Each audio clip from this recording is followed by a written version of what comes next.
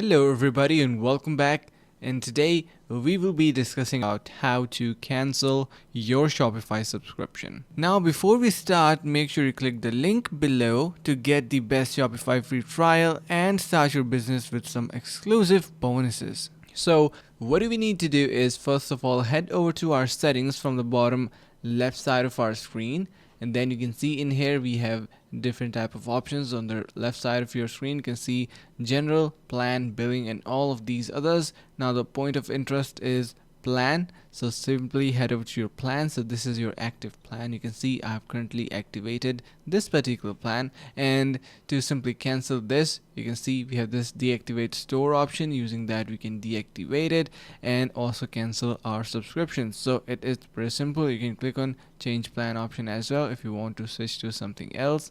So yeah, I hope this was helpful. You can also email to Shopify to cancel your store's subscription, and hope this video was helpful. Finally, make sure to click the link in the description below to take advantage of our exclusive Shopify free trial to start your business right away.